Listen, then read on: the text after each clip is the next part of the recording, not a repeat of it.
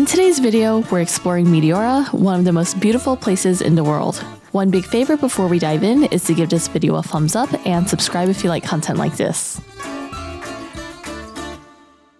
Alright, so what exactly is Meteora?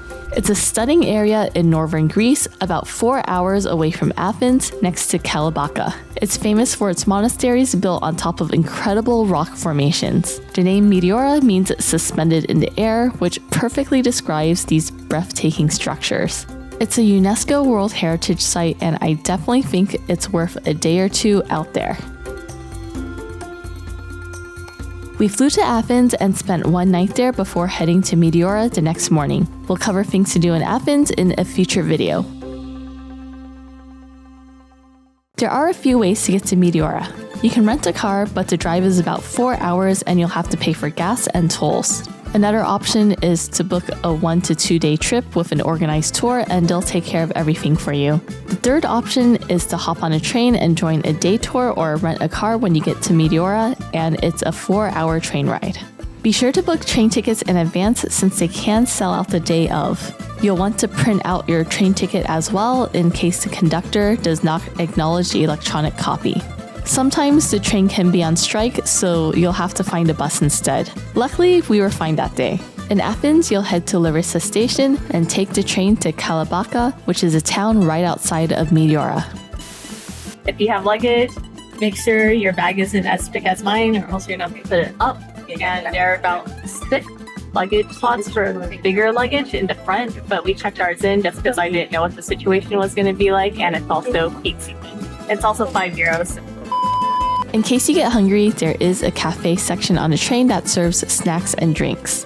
When we arrived at Kalabaka, we had about 2 hours until our car rental was ready, so we stopped by the Meteora restaurant for lunch. We ordered the slow-cooked lamb and a veal dish. Both were delicious and under $20 each. The portions were pretty big.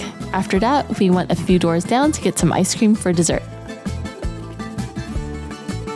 One pro tip for renting a car, especially if you don't know how to drive a manual transmission, is to request an automatic car in advance. Definitely make an online reservation since they can sell out.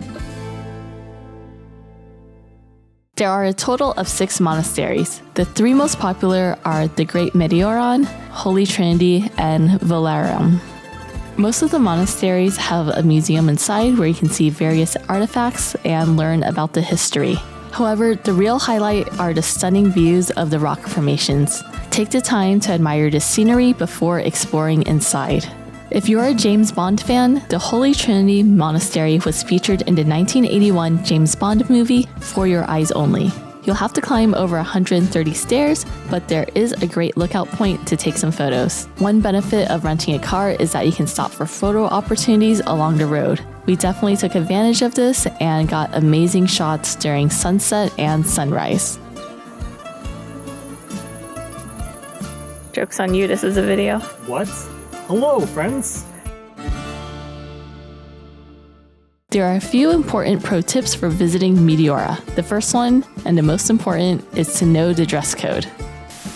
Pro tip, guys have to wear trousers here. They cannot wear shorts, so your knees cannot be showing, and they won't let him wear a skirt. Alright, I guess we're coming back tomorrow. What's wrong, Seb? What if I have a solution? What? I take my sweater. So your knees have to be covered. Men should avoid sleeveless shirts and shorts. They must wear pants. If you wear shorts, they will not let you in. Women should wear long skirts. If you carry a skirt in your backpack, you can wear shorts the rest of the time. Even if you wear pants that cover your knees, they'll still give you a skirt to borrow to cover the pants. During peak times, it is possible that they run out of skirts.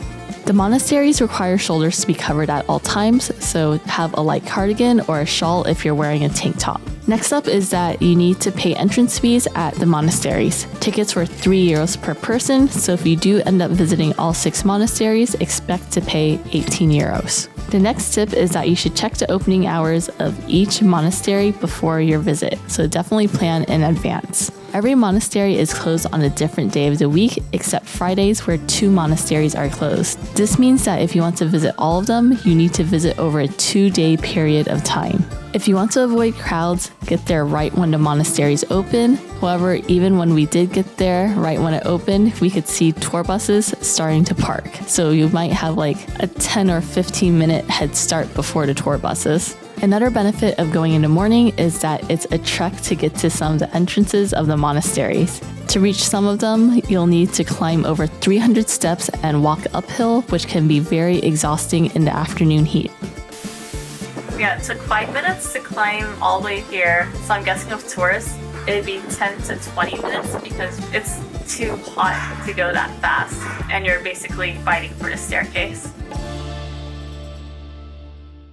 We decided to stay 2 nights in Meteora since we wanted to take our time to take in the scenery. We booked a boutique hotel on hotels.com for about $50 per night. Let's do a quick room tour. This is the Sound of Music room. So pretty straightforward. Your queen bed over here, closet, complimentary coffee and tea with a hot water maker. This is the mini bar, and here is the bathroom. Soap, body lotion, shower gel, conditioner, shampoo. Here is the shower. There's a Sebastian with his welcome sangria. Here's the balcony. Kind of hot right now, so probably not going to sit out here, but it's a view of the town. One cool thing that I do like about the hotels over here is that they have handy phones. This one does not seem to turn on. Hello? Oh, okay. Yes. Handy is a really cool perk that a lot of hotels overseas offer, which is basically a free phone to use while you stay there. So you can make international calls, you have access to data, so you don't have to worry about getting a SIM card, and you can basically use it for looking up restaurants, tourist attractions, and maps. So we're definitely going to put this to use by using the Google Maps. There was also free breakfast in the morning. The hotel was located about a 5-minute walk from some restaurants. All of the restaurants are in Kalabaka. One thing we did have almost every day was get a scoop of gelato. It's so refreshing to have it on a hot summer day, and the price is around 2 to 3 euros, which is very reasonable compared to the United States.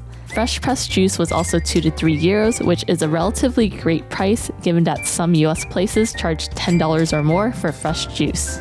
For entrees at a casual sit-down restaurant, you can expect to spend under 20 euros per person. This can vary depending on if you decide to get drinks or if you choose to go to a more high-end establishment. One of our favorite dishes is moussaka, which is like a Greek casserole with layers of tender eggplant, meat sauce, topped with a creamy bechamel. It reminds me of lasagna.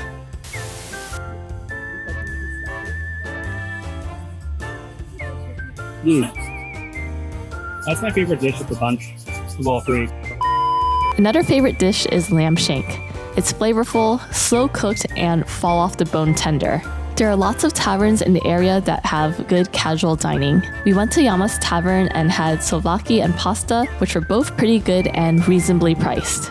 On the last day, we went to a rooftop bar for lunch. It had good vibes and a wide selection of food like a Greek burger with tzatziki sauce, stuffed mushrooms and salad, and grilled squid. For dessert, we got a waffle with Nutella and ice cream. If you haven't had Greek coffee before, it's very similar to Turkish coffee. It's made with a fine grind of coffee and boiled in a tall, narrow pot. The coffee is served with grounds in the cup, and the grounds settle at the bottom while you slowly sip on the coffee.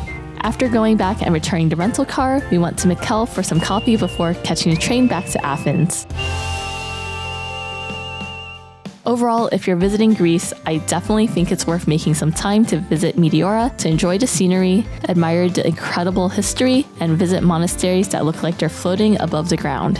If you made it this far in the video, leave a cloud emoji in the comments below and I'll try to heart and respond. My question to you is, what are your thoughts on Meteora? Have you been here or is it on your list to visit? Let me and everyone else know down in the comments below. See you in the next one.